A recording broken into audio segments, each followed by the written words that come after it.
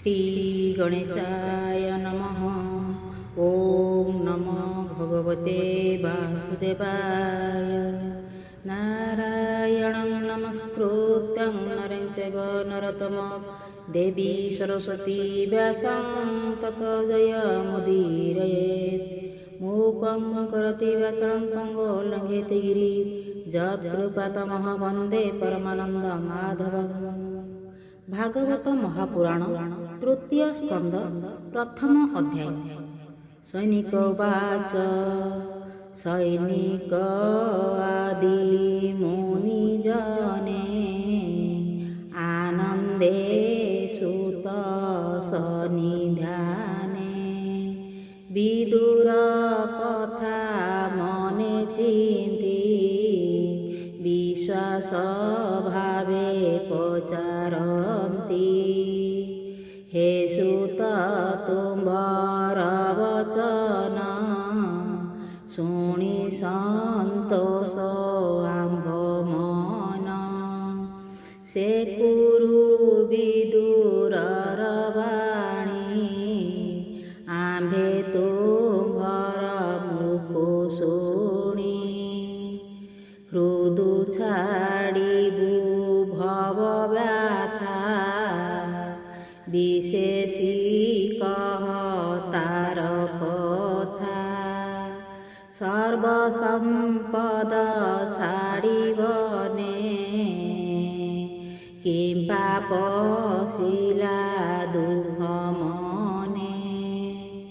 अनेक तीर्थे देई मन पृथ्वी कला पर्यटन। मैत्रेय मुनिक संगर एकांते अध्यात्म विचार। काहू बा नदी तीरे बने सानंदे बसी सर्वजने। संतोषे विदुरर आगे मैत्रेय मुनि अनुमार्गे। बोलई बदरिकाश्रमे मैत्रेय मुनि अनुमाने। कहिले तत सारवाणी जेणु संसारो तरे प्राणी। से कथा कह मुनिवर विदुर विचेष्टित सार। से पुणी बंधु त्याग अर्थे पुणी मिलिले इंद्रप्रस्थे। एमंते मुनि करवाणी सुत संतोष मने शुणी। कहती सनकादि आगे कृष्णर भाव अनुरागे। शुण हे मुनि जन तो से एक कथा सुख मुनि पासे। आनंदे अभिमनु सुत पुछिला मुनि कग्रत। से सुख कहिले जे मते से कथा शुण एक चिते। श्री शुक उवाच शुक कहती भाव भरी शुण परीक्षा दंडधारी। से दूत राष्ट्र जेते बेले निष्ठुर हीन बुद्धि हेले। अधर्मे धन से संचयी निज सूतंकु भोग दे। ପଣ୍ଡୁସୁତଙ୍କୁ ଦେଖିବିନେ ନିନ୍ଦଇ ନିଷ୍ଠୁର ବଚନେ ବାଳକେ ପିତୃହୀନ ହୋଇ ମାତାର ସଙ୍ଗେ ଦୁଃଖ ସହି ହସ୍ତିନାପୁରେ ତାଙ୍କ ଘରେ ବଞ୍ଚନ୍ତି ଅତି ଅବ୍ୟବହାରେ ତାହାଙ୍କ ମରଣ ଇଚ୍ଛଇ ଭୀମଙ୍କୁ ବିଷ ଲଡୁ ଦେଇ ଚତୁର ଘରେ ଅଗ୍ନି ଦେଲା ସେବେଳେ ଗୋବିନ୍ଦ ରଖିଲା ପୁଣି ସଭାର ତଳେ ଆଣି ପଞ୍ଚ ପାଣ୍ଡବଙ୍କର ମଣି କେଶ ଆକର୍ଷିବାକୁ ବଳେ ବିବସ୍ତ୍ର କଲେ ସଭା ତଳେ କୁଚ କୁଙ୍କୁମ ଲୁହ ଭରେ ଅଧୋବଦନ ଅନୁସାରେ ବଧୂର ଦୁଃଖ ସେ ଶୁଣିଲା ପୁତ୍ରକୁ ବାରି ନ ପାରିଲା ମାୟା କପଟେ ସଭା କରି ଦୂତ ଖେଳାଇ ଧନ ହରି ବଳେ ହରିଲେ ତାଙ୍କ ଦେଶେ କାନନେ ଦ୍ୱାଦଶ ବରଷେ ଅଜ୍ଞାତେ ଅଧିକ ବରଷେ ବିରାଟ ଦେଶ ମତ୍ସ୍ୟ ଦେଶେ ତହିଁ ବଞ୍ଚିଲେ ଦୁଃଖ ସୁଖେ ବନେ କଷଣ ଅତିରେକେ ପୁଣି ମିଳିଲେ ରାଜ୍ୟ ଆସି ବିଶ୍ୱାସେ ରାଜା ପାଶେ ବସି ଜୀବନ ଅର୍ଥେ କିଛି ଧନ ମାଗିଲେ ନ ଦେଲା ରାଜନ ପୁଣି ଶ୍ରୀକୃଷ୍ଣ ହରିଦୂତ ଗ୍ରାମ ମାଗିଲେ ପଣ୍ଡୁସୁତ କୃଷ୍ଣର ବୋଲ ସେ ନ କଲା ସୂଚି ଅଗ୍ରତେ ସେ ନ ଦେଲା କୃଷ୍ଣଙ୍କୁ କଲା ଅପମାନ ଲୋଭେ ହୋଇଲା ହତ ଜ୍ଞାନ ବିଦୁର ଆଣି ଏହି ଘରେ ବିଚାର କଲା ଅନ୍ତପୁରେ ପାଣ୍ଡବେ ମାରି ନାନା ବ୍ୟାଜେ ରାଜା ହୋଇବି ସର୍ବରାଜେ ଶୁଣିବି ଦୂର କର ଯୋଡ଼ି ବୋଲଇ ରାଜା ପାଦେ ପଡ଼ି ତୁ ତାଙ୍କୁ ଅର୍ଦ୍ଧ ରାଜେ ହୋଇ ପୁତ୍ରଙ୍କୁ ତୁଲେ ଭୁଞ୍ଜ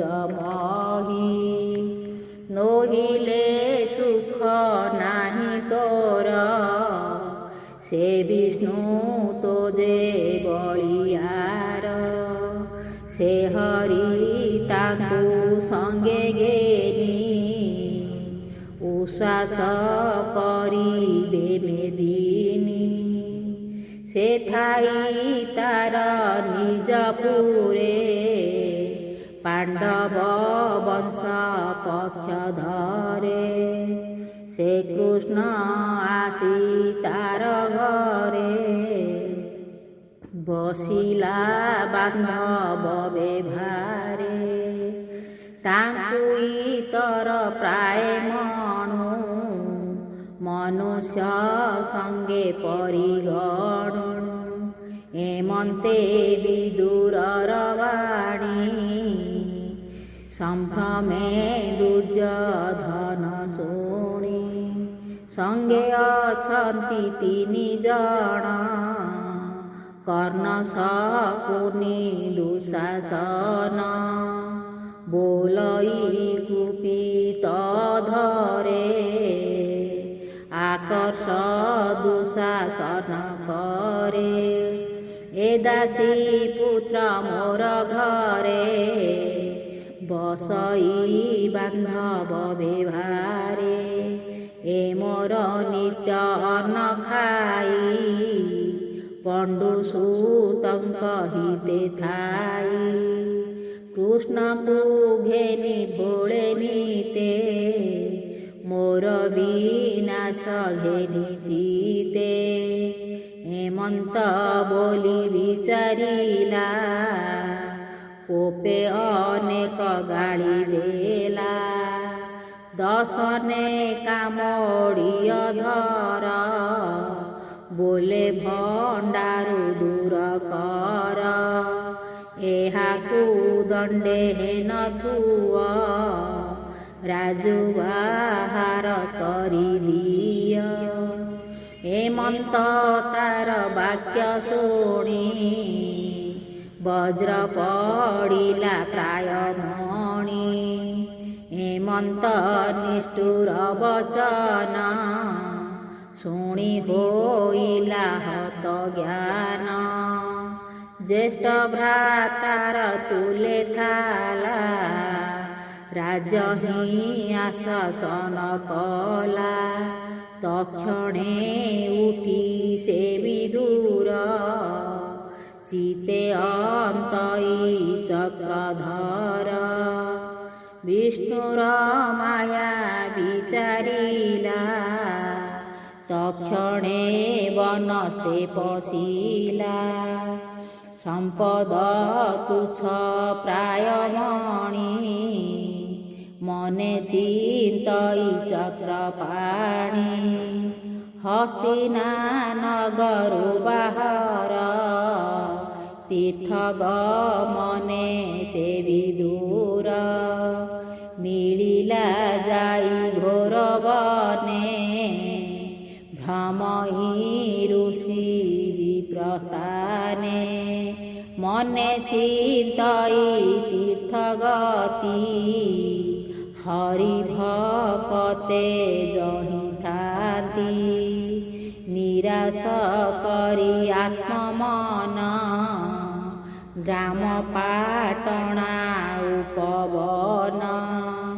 ସୁବର୍ଣ୍ଣଗିରି କଞ୍ଚ ଦେଶେ ଭ୍ରମହି ତୀର୍ଥ ପୁଣ୍ୟ ଆସେ ପୁଣ୍ୟ ସରିତ ପୁଣ୍ୟ ସାର ନିରତେ ଭ୍ରମଇ ବିଦୁର ଅନନ୍ତ ସିଦ୍ଧ ଲିଙ୍ଗ ଯହିଁ ଶୁଦ୍ଧ ପବିତ୍ର ପୂର୍ଣ୍ଣମୟୀ ହେମନ୍ତେ ଅରକ୍ଷିତ ବେଶ ଅଧର୍ମ ନାହିଁ ପୁଣ୍ୟ ଦେଶ ହରିତୋଷିଣ ଯେତେ ବ୍ରତ ତପେ ତୋଷଇ ଅବିରତ ଏମତେ ଭାଗରତ ବରସେ ଅଧର୍ମ ନାହିଁ ପୁଣ୍ୟ ଦେଶେ ତହିଁ ଶୁଣିଲା ସାଧୁ ବାଣୀ ଅଶେଷ କୁରୁ ବଳ ଜିଡ଼ି କୃଷ୍ଣ ସାରଥି ପଣେ ଆଣି ଅନେକ କହିଳି ଜିଣି ଗୋବିନ୍ଦ ଘେନି ତୀର୍ଥ ଜଳେ ମଙ୍ଗଳ ଶୁଭ ଅନୁକୂଳେ କରାଇ ଅଭିଷେକ ପୂଜା କଲେ ଏକାନ୍ତ ଚକ୍ରେ ରାଜା ସର୍ବେ ନାସିଲେ କୁରୁ ବଳେ ଯେସନେ ବେଣୁ ଦାବାନଳେ ଦଗ୍ଧ ବଦନେ ଶୋକ କରି ସୁଜନ ବନ୍ଧୁ କୁସୁମରି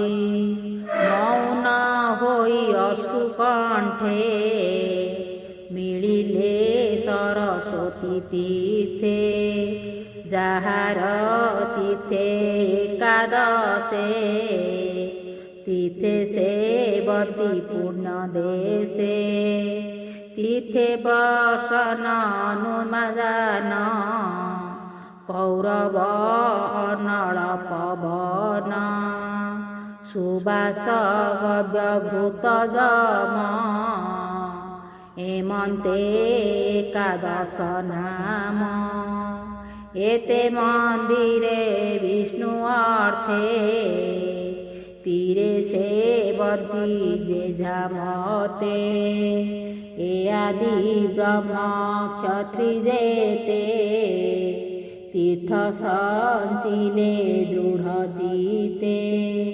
ପ୍ରତ୍ୟଙ୍ଗ ମୁଖେ ନିଜ ଦ୍ୱାର ଦିଶନ୍ତି ଅତି ମନୋହର ଯେ ପୁର ଦର୍ଶନ ମାତ୍ରେ ବିଷ୍ଣୁ ସ୍ମରଣେ ପାଶେ ଘାତ୍ରେ ଏମନ୍ତେ ସରସ୍ୱତୀ ତୀର୍ଥେ ଦେଖିବି ଦୂରକୃତ କୃତେ ତହିଁ ଚଳିଲା ତୋଷ ମନେ ସୌରାଷ୍ଟ୍ର ଶୈବୀର ଭବନେ କୁରୁ ଜାଙ୍ଗଳ ମତ୍ସ୍ୟ ଦେଶ ଜିଣି ଯମୁନାରେ ପ୍ରବେଶ କାଳନ୍ଦୀ ତୀରେ ବୃନ୍ଦାବନ ଯହିଁ ବିଜୟ ଗୋବର୍ଦ୍ଧନ ସେବନେ ବୋଲି ଏକେ ଏକେ ନିଶ୍ଚଳେ ବଧ ଭବକୁ ଦେଖେ ହରି ଭକ୍ତଙ୍କର ସାର ତପ ଆରାଧି ମହାଘୋର ଆସନ ନିଶ୍ଚଳ ସମାଧି କୃଷ୍ଣର ଚରଣ ଆରାଧି ଏମନ୍ତେ କି ଅଛି ବୃକ୍ଷ ତଳେ ବିଦୁର ଦେଖିବେନି ଡୋଳେ ସେ ବାସୁଦେବ ଅନୁଚର କିୟ ବା ଦେବା ପଟାନ୍ତର ଦେବଗୁରୁଙ୍କ ପୁତ୍ର ପ୍ରାୟ ସ୍ୱଭାବେ ଶାନ୍ତ ବୁଦ୍ଧି ବହେ ଏମନ୍ତେ ମିଳିବେନି ଜନ ନିବିଡ଼େ କରି ଆଲିଙ୍ଗନ ବିଦୁର ଉଦ୍ଧବକୁ ଚାହିଁ ବନ୍ଧୁ ବାନ୍ଧବ ସ୍ନେହ ବହି ଲୋମହର ସେ ସୁଧ ଚେତା କୃଷ୍ଣର ପୁଛନ୍ତି ବାରତା କୃଷ୍ଣ ପୁତ୍ରକୁ ଆଦି କରି ଏକୁ ଅନେକ ନାମ ଧରି ଶୁଣ ଉଦ୍ଧବ ମୋ ବଚନ ମୁଁ ଯେ ପୁଛଇ ବିଦ୍ୟଜନ ସେ ହରି ପୁରୁଷ ପୁରାଣ ଅନାଦି ପରମ କାରଣ ଧରଣୀ ଭାରା ନାଶା ଅର୍ଥେ ମନୁଷ୍ୟ ଦେହ ଏ ଜଗତେ ରାମ ଗୋବିନ୍ଦ ହଳଧାରୀ ଯାଦବ ବଂଶେ ଅବତରୀ ଅଛନ୍ତି ବସୁଦେବ ଘରେ ଆନନ୍ଦେ ବେନି ସହଦରେ ଆମ୍ଭ ବଂଶର ଅଧିଦେବ ଦେବକୀ ତୁଲେ ବାସୁଦେବ ସୁଖେ କି ଅଛି ନିଜ ଘରେ ବନ୍ଧୁ ଶ୍ରୁଦୁଅ ଭାବ ଭରେ ପ୍ରଦ୍ୟୁମ୍ନ ଅଛନ୍ତି ନା ଭଲେ ଆନନ୍ଦେ ଜନନୀର ତୁଲେ ରୁକ୍ମଣୀ ପୂର୍ବ ତପ ଫଳେ ପଦ୍ମୁନ ପୁତ୍ର କଲା କୋଳେ। ଭୋଜାଦି 7 ବଂଶ ରାଜା ଗୋବିନ୍ଦ ତାଙ୍କୁ କଲେ ପୂଜା।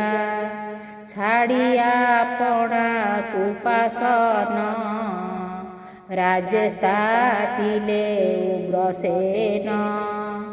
ଭଲେ କି ଜାମ୍ବବତୀ ସୁତ ସେରଥି ମଧ୍ୟେ ମହାରଥ।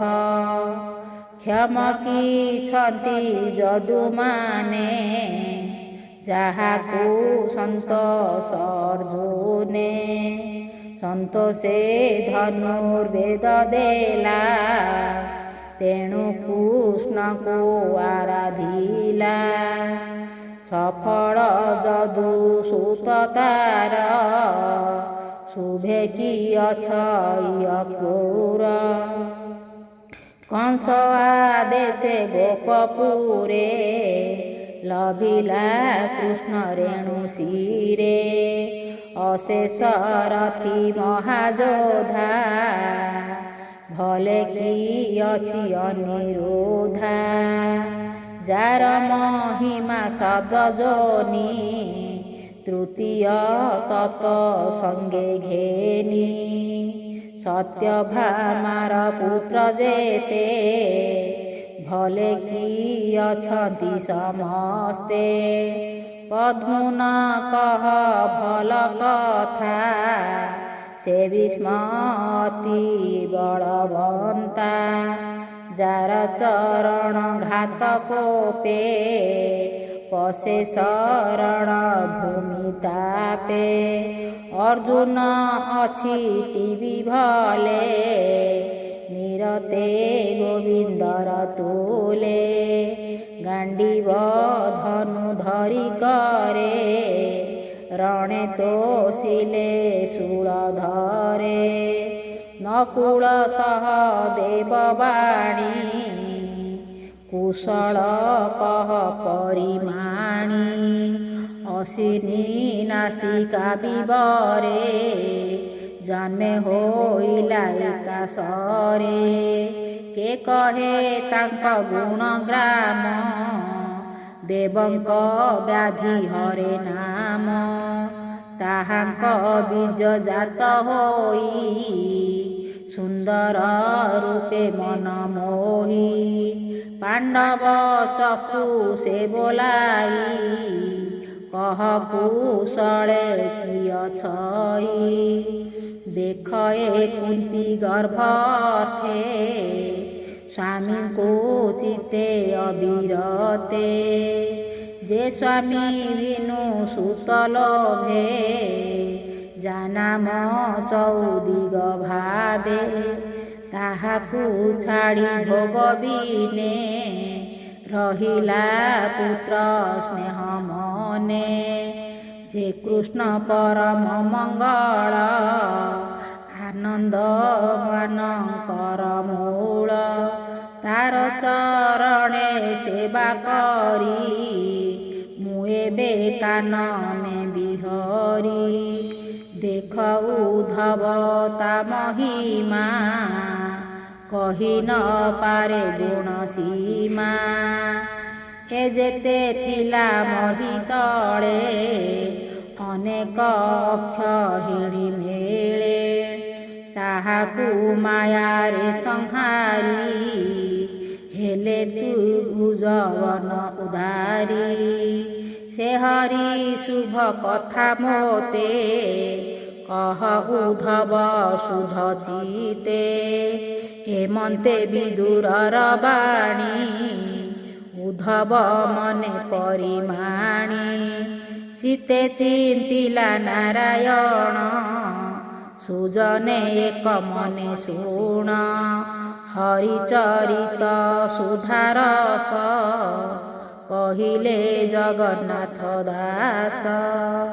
ଇତି ଶ୍ରୀମଦ୍ଭାଗବତେ ମହାପୁରାଣେ ପରମହଂସ୍ୟାଂ संहितायां वैयासिकां तृतीय स्कंदे विदुर उद्धव संवादे नाम प्रथम अध्याय।